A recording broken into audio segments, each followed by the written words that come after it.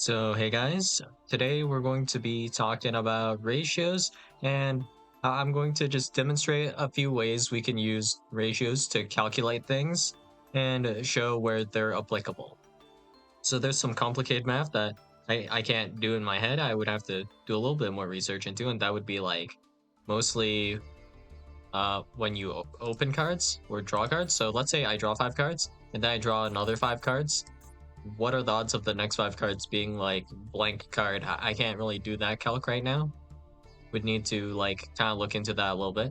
But let's assume actually that my opening hand just would have no engine, okay? So let's look for a hand like this. Okay, so if we look at the ratio of just monsters that will do anything for me, I'll only bother considering, I guess, Kashtira cards here that are activatable. So in terms of monsters, we have 1, 2, 3, 4, 5, 6, 7, 8, 9, 10 cards right here. And we're just going to assume our opponent won't be able to hand trap the raids off, but I mean that's always a possibility, something to be aware of. But for the most part, 9 or 10 monsters I can draw into here. So with the cards remaining in my deck here, that's 35, so that would be a total of 10 over 35. And if we wanted to convert that to a percent, we just take 10 and divide by 35. And then that gives us 0.28, which we can then multiply by 100 to get um, essentially 28.6% if we round up. So using just the ratio here, we can just say approximately 1/3 of the time, our next draw will in fact be a Kishtira monster that we can use or a way into one of them.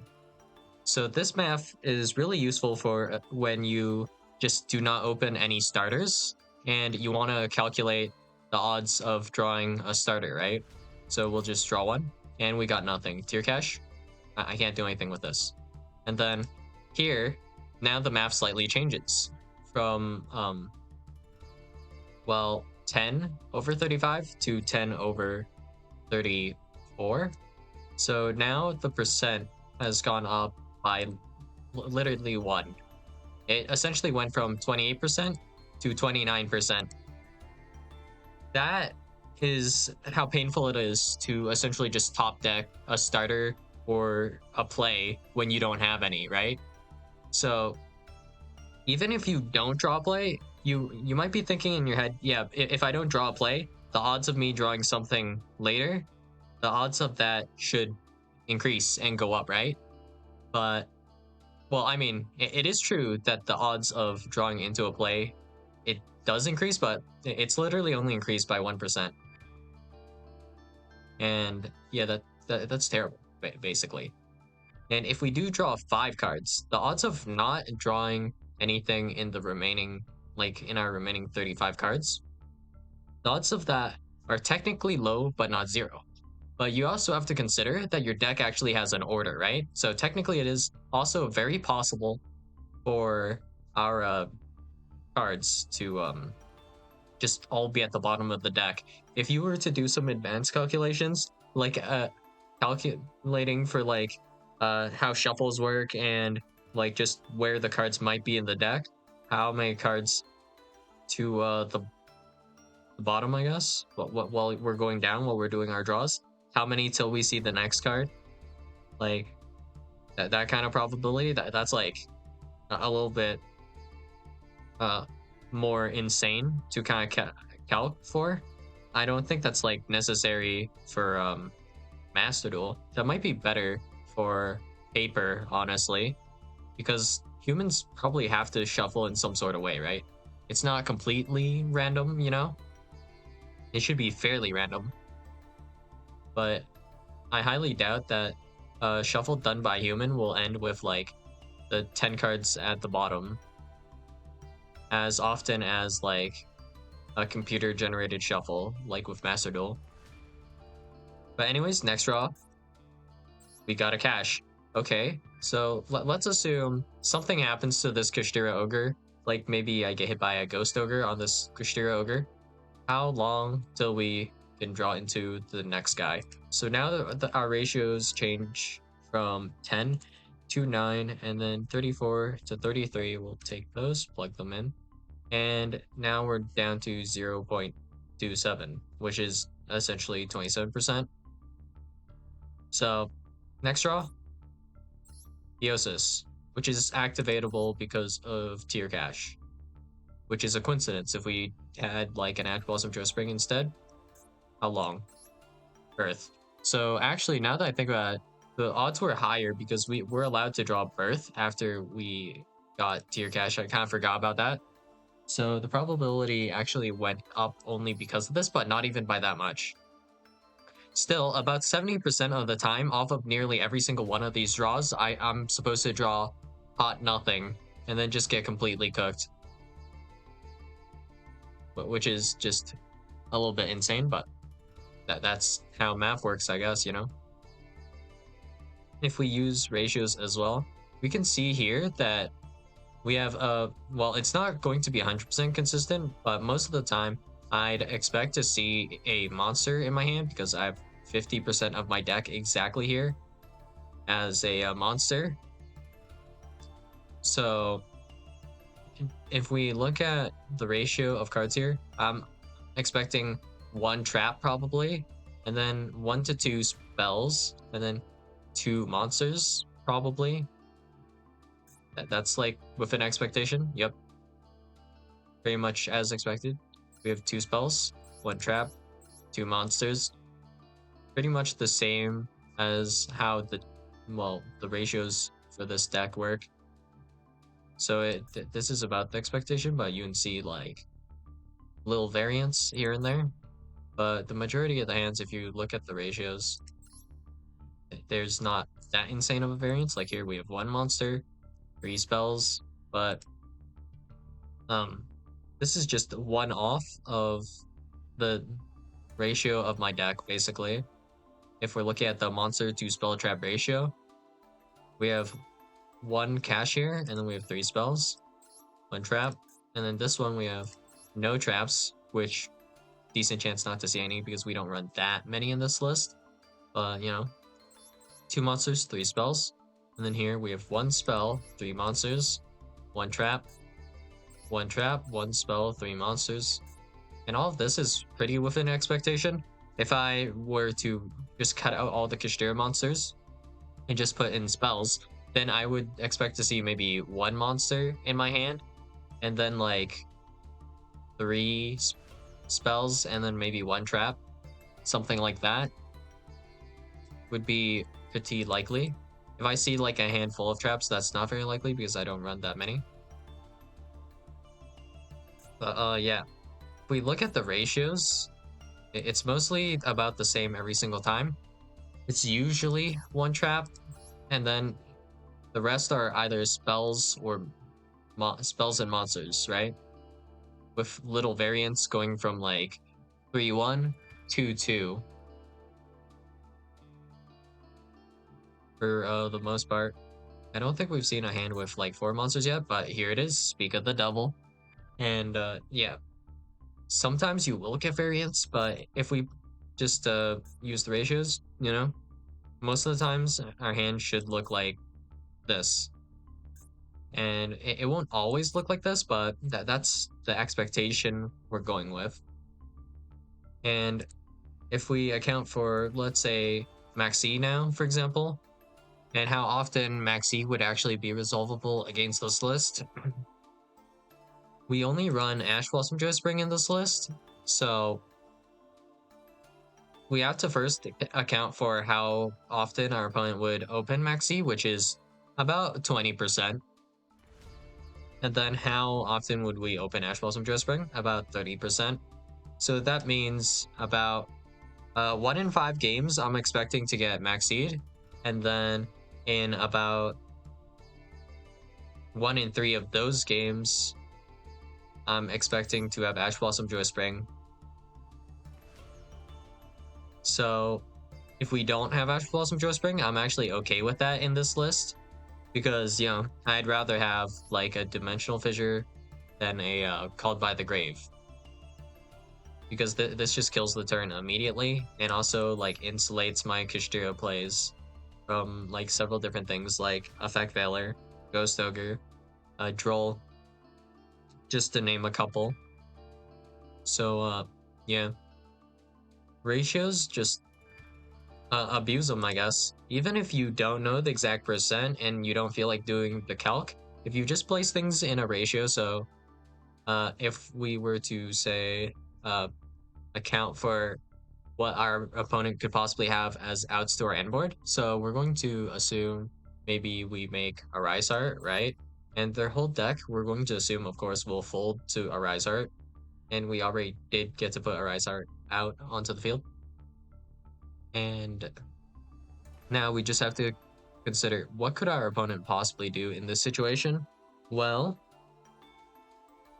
they didn't have a response on our turn, so that means they likely didn't have an activatable hand trap. So there's that possibility, or they have no hand trap at all. Meaning that it is very likely that they have 3 infinite impermanences in their deck, for starters. So our opponent, we're going to assume, is at 35 cards, and they're going to top deck a card. So we have 3 copies of infinite impermanence, and we're just going off of like what you would have with no information. So we would have 3 in 35 chance to open an infinite impermanence, and this is specifically 0.85, so that's 8.5% chance to open infinite impermanence. But if we just look at the ratios, 3 over 35, 3 is about 10 times smaller than 35, like close enough. You don't have to do the exact math. You just need to know like a general estimate is good enough, because yeah, if you just take your turn doing like entire math formulas and equations, that's going to take a while. So just getting a general estimate is good enough. So about we could say about 1 in 10 games, just well, an estimate, rough estimate, 1 in 10 games, you're going to have your opponent randomly top deck imperm and then beat your entire strategy of a Rise Art pass. So that's going to suck if that happens, but not that likely to happen. And just the Rise Art passing is not something that should be happening either, exactly per se. Like you might have hand traps or some floods to back it up, for example, or some other plays as well, like special summoning Fenrir maybe. Kind of depends on like what hand you're dealt though, I suppose. But depending on the deck, of course, there could be more outs to a Rise Art. So for example, let's assume here in this case I have Ash Blossom Joy Spring and a Rise Art, and that's what I pass on. Now if I'm against like Snake Eye, now we can assume here that they're playing Subversion. So if we see normal summon Snake Eye Ash, I think I can just ignore this and wait for Poplar, so I can Ash the Poplar in case my opponent has Bonfire. And this would be to play around the Subversion, but of course they could already have started the Subversion as well. And this is just some insane like Ash bait or something.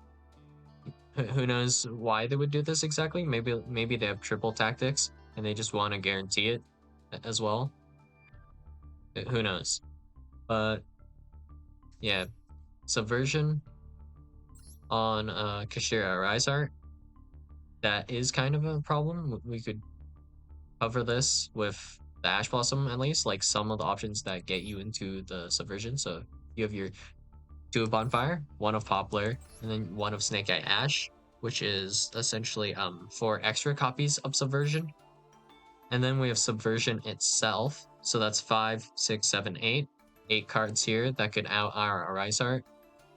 So that is, in terms of top deck, if they don't have it already, that is 8 over 35, which is going to be 0.22, which is 22%. And yeah, looking at the ratios, it's about 1/3 anyways. Like 8 is about 1/3 of 35-ish, like close enough. or more accurately, it's like 1/4. But yeah, just knowing the general odds, like if they're high or low, will help you out a good amount. Of course, if you want to fully account for this in particular, like with certain board breakers that would deal with a Rise Heart, if they're also starters in this case, you would have to actually account for the first 5 cards to see if they actually have it. But if they're not able to deal with a Rise Heart, they just didn't have it. And I mean, there are honestly just 2 worlds here, right? Where one, where they have the out, or two, where they have to draw into the out. If they already have it, there's not much I can do about it, right? Unless I like built my deck around that specific out to whatever I'm doing. But aside from that, I don't really have an option to play against like them already having the out, right? But if they don't have the out, that's something I can actually like play around and kind of deal with. So it's mostly just being aware of that. So yeah. We also have, of course, like um if we go back to the ratio stuff earlier, like uh let's see, let's get a better hand, I guess. So if you were to see me play out this hand, you could probably figure out in general what I have off of what I do if you know my ratios. And if you know your opponent's deck well enough, like maybe because of like what their deck does, they need to run this engine and they run these hand traps for whatever reason. If we have that kind of information, if our opponent drops like Ash Blossom Joyous Spring on us, that actually can allow us to know a good amount of things. So first off, like the amount of engine to non-engine in a deck, the amount of hand traps you should expect to see someone drop on you, in my opinion, should be anywhere from 1 to 3 cards, and more typically it's probably 2 to 3 rather than just the one, unless maybe you're playing low rank, because I think in lower ranks they tend to play less hand traps for whatever reason and more engine. But yeah, that's besides the point. So if I drop like 2 hand traps on you, for example, you can expect the rest of my cards in hand to just be engine, and then the last card is an unknown that you could have drawn into like essentially anything as far as I'm concerned. But in terms of opening hand, I would expect to see, for the most part, 2-ish hand traps, like 1 to 2 or maybe even 3, depending on if it's hand trap heavy. But yeah, if we have 2 hand traps, then the assumption would be the other 3 cards could be engine, and the last card could also be engine potentially, or it's just non-engine, like Called by the Grave or a Molcharmi or something. Or maybe it's like a brick, which you might just randomly see, like actually just Blue Eyes White Dragon, depending on the exact deck, of course. But if we know, like, in general the ratios, we can determine how many of those cards are monsters. If we have the ratios for the engine to non-engine, we can determine how much engine our opponent has. And then if you were to go a little bit further, you can actually calc for the odds of them having starters and just that stuff in general, I guess. And the odds of them, I guess, also top decking another starter. It becomes pretty psychopathic, I guess you might call it that, but this is just what tryharding looks like, I suppose. So here, have odd hand, but 3-1-1 here. That's pretty possible. The expectation with my ratios is usually going to be 2, 2, and then 1, or 3, 1, 1, like this, I guess. So that this is within expectations. So yeah, 3, 2, didn't see a trap. Well, simply put, if you start considering ratios and calcing for them a little bit, just doing that real quick in your head, it becomes like a somewhat valuable skill.